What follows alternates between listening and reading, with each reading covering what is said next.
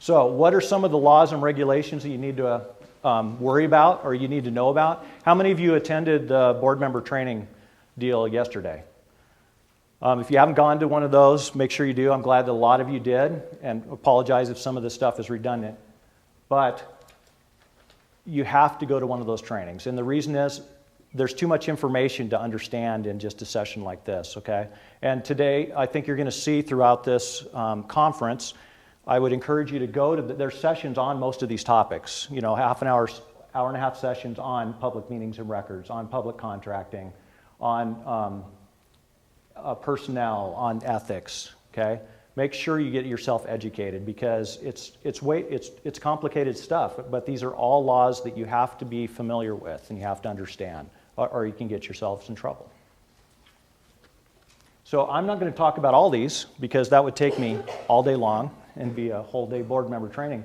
So I'm going to talk about these top two here, which are things that don't get touched on as much in some of our other sessions, but are things that you need to know about.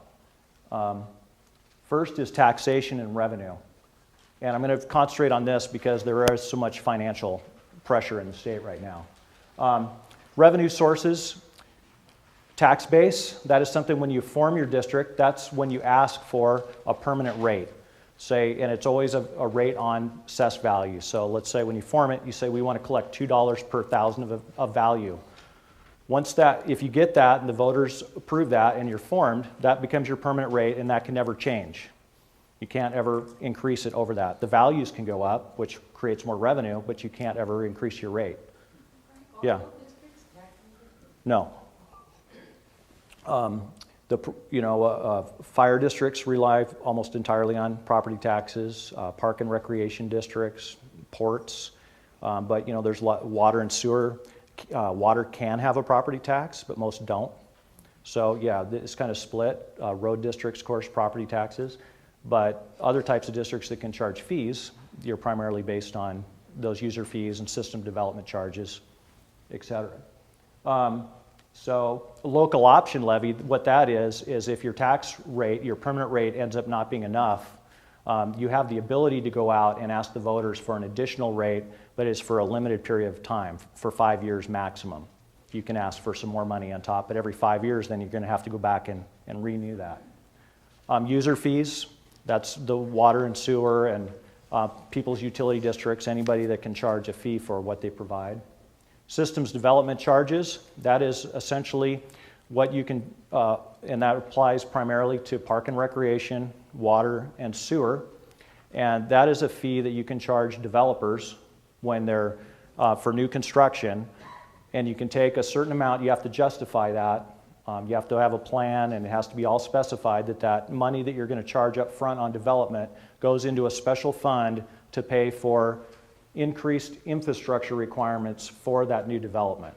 You can't just go into the general fund. It has to be very specifically identified for new development. So in the case of a park, it would be that money has to be specified that it's going to provide new parkland for that new property that's coming on to the district.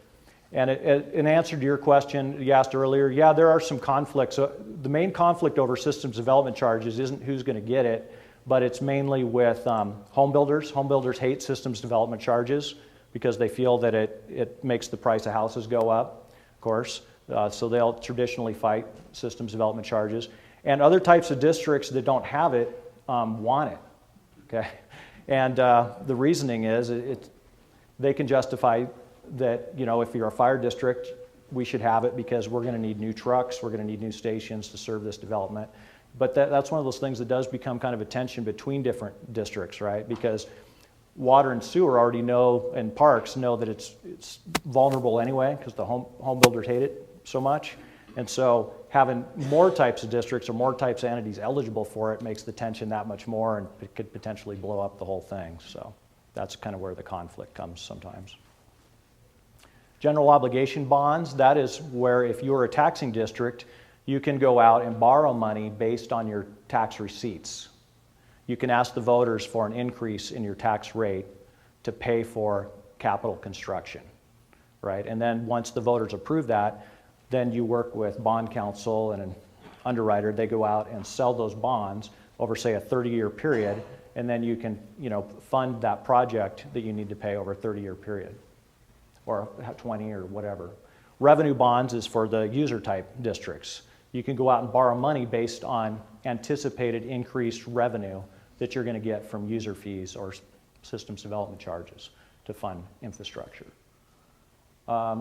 Certificates of participation, that is the way that you can borrow money.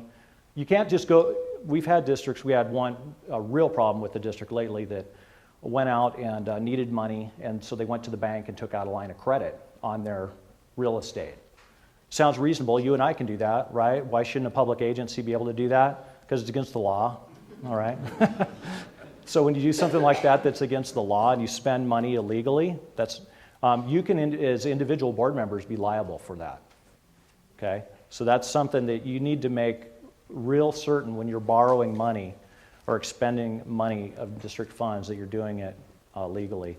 And one way you can borrow money is through a certificate of participation. That's our flex lease program. Is that type of program where you're actually, it's similar to a pooled bond purchase, but it allows you essentially to lease purchase something over a long period of time. Borrow the money that you need based on your current resources, but it's not just the same as going to the bank and taking out a loan. One real quick yeah. question. It's kind of lazy on the thing, but if you want to go, say, buy a piece of equipment and stuff, you're not going to buy it all at once. You're going to have to get a loan on it. So Right. that's not illegal. It's not illegal. You just can't. You have to do it a certain way. You can't just necessarily go to the bank and take out a line of credit. You can't do that. Not a line of credit, but a direct loan. You could do a direct loan through like the equipment supplier. Yeah. Okay, so property taxes. I'm going to talk a little bit about this because it's really come murky with the ballot measures that have passed in this state.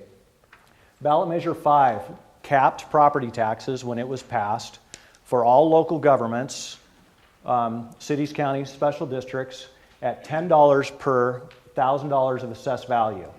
Okay, so before Measure 5, you had, let's say, these districts in your taxing area, city, county, fire district, cemetery district, etc.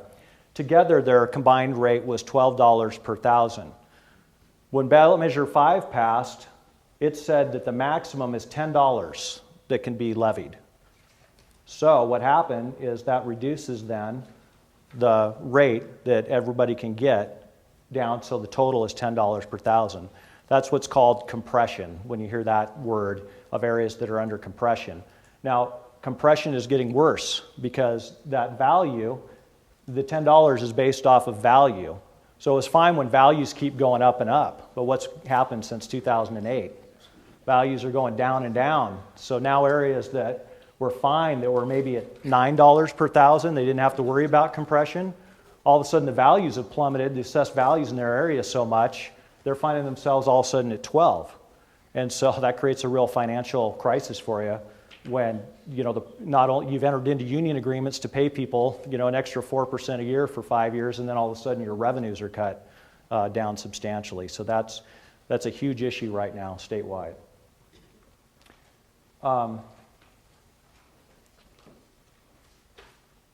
So Ballot Measure 5, what it didn't cap is general obligation bonds. Those are outside of Measure 5's limits, so you can still go out and do that. Revenue bonds, same, not within Measure 5 limits. If you form a brand new district, that is subject to compression. So sometimes there's, if you're trying to form a new district in an area that's under compression, what's going to happen? Those other local governments are not going to be happy about that, right? Because that's going to take money away from them, because everybody can only get $10. You can get a local option levy. When I mentioned you can go out for 5 years and get more money for that. One thing people don't realize, or some people don't, is when you get that option levy, that gets eroded first. And that can be completely eroded away before that $10 cap is even touched. And so districts now are finding that they had a local option levy and they thought, they're fine. They're finding that they could lose the entire thing before the $10 compression gets reached. And that $10 compression, when you're talking about, if you're in the county, it's hard to reach because the city one, you don't have Right. property tax. No, you're exactly right. If you're out in a rural area and you've only got the county and your districts there, you're probably a long ways from compression, but it depends on the area. You know, if you're up in Portland and you're unincorporated, you got Metro, you got TriMet, you've got the zoo, you've got green space. I mean, you got all this crazy stuff, so you end up getting under compression. But pretty much if you're in most rural counties, you're not gonna hit that, at least for a while, yeah. I can talk to you later about it, but on the general obligation bond, that has to be on a ballot maybe or something Yes, general obligation bond has to be approved by the voters, of that district only, I'm assuming. right, of the district. That's a doable thing. Yes. Okay. Revenue bond does not have to go to the voters. General obligation bond does because you're pledging the tax of your people. So if you default, under law, everyone's going to have to be assessed to make up that difference. And that's why investors love it, because it's guaranteed by the taxing authority of your entity. And we'll talk to you after the meeting. Okay, then there's ballot measure 50 that passed, and this is actually becoming a bigger issue than ballot measure 5 for local governments. And I'll give you some examples here. Okay, let's say this is 2008. Ballot measure 50, when it passed, it capped the value of houses or real estate at the time it was passed. So a good example is my house. I have a house built in 1910 that I've remodeled. But when ballot measure 50 passed, my value on my house was $110,000. It's a 3,000 square foot house. It's in great shape because I've remodeled it myself over time, but it's capped at 110, right? My neighbor, I thought about buying a new house up the street from me for a while. Smaller house than mine, but same market value as my house, okay? Market value of my house is probably about $350. But the assessed value on that house was going to be at what it was when it was built, which was, $400,000. So it's created some real inequity, right? Because you can have people living next door to each other, one in an old house, one in a new house, same market value of their house, but one person's paying 3 times what their neighbor's paying in property taxes. So that's what this example shows here. You got a house built in 1997, 4,000 square feet, market value 400,000. Assessed value capped at 200,000, and it can only increase 3% a year by law. So it's been able to go up, but the property taxes being, say, 2,000. But you have a new house, say it was built in 2007, 3,000 square feet, so a smaller house, same market value, but the assessed value being 380,000. Okay? So that much more in taxes. So some real inequity there. And there's also a misconception. People think, well, once you sell the house, that then the value gets reset, and it doesn't. The value stays what it is, even after you sell it, of the assessed value. Now, what's created potentially a crisis right now in more urban areas than rural counties is what happened in 2008. The market crashed, right? The housing market crashed. So I'm going to compare these two houses here. So in 2007, all right, they're built in 2007, 3,000 square feet. The market value in 2008 was 400,000. Now it's 300,000, okay? The assessed value was 380,000. These people said, well, that's a bunch of baloney. My assessed value is not 380,000. I'm going to go to the tax court and show them my appraisal, and it's 300. And so now the tax for that house is 3,000. This house, and it was 3,800. That's money that was going right into your general fund that's disappeared. Is that locked into the 3% growth each year then? It's locked in at 3%, but that's just it's not an automatic, it's a maximum, right? So, What yeah. I'm saying is that it's reset at $300,000 as opposed to $380,000. Correct. It can grow 3% from that amount. But governments have been projecting all their growth on that 3%, planning on, we're going to get our 3%. That's not a problem. And so a lot of union contracts are tied to that 3%. Now all of a sudden, what if it's 0%? Or it's going negative? Then you're in big trouble. That's what's happening statewide.